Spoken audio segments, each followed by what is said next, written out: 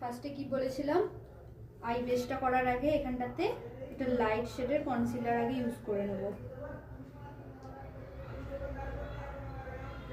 বা সামনেটাতে তোমরা হোয়াইটটাও দিতে পারো।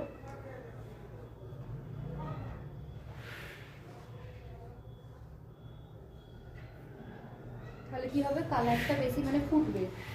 আর এইটা দিয়েই যে এক্সট্রা হেয়ার গুলো বেরিয়ে থাকলে এইটা দিয়ে এটা দিয়ে ফার্স্টে ইয়েলো অরেঞ্জ শেডটা নিয়েছি, নেওয়ার পরে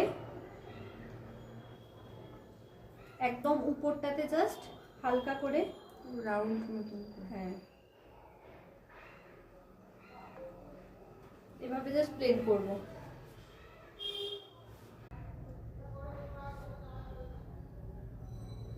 ঠিক আছে, এরপরে যেহেতু একটা শাড়ি পরেছি আমি একটু ডট, এখানটা একটা ডট,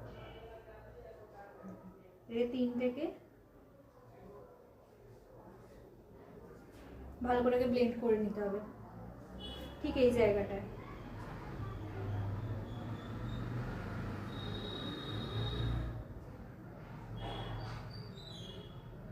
হলো, ঠিক সেম ভাবে এটাতে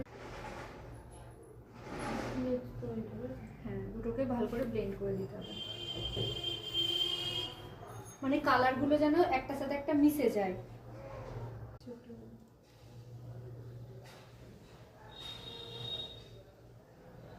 দেখো দুদিকে কাট পিসটাকে ভালো করে আগে করে নেবে,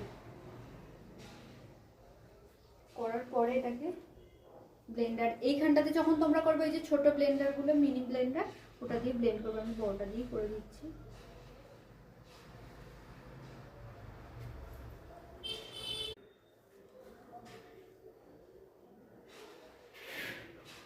মানে নিচের ইয়েলোটা কিন্তু থাকবে, দেখো ইয়েলোটা যেমন দিয়েছি ওটা কিন্তু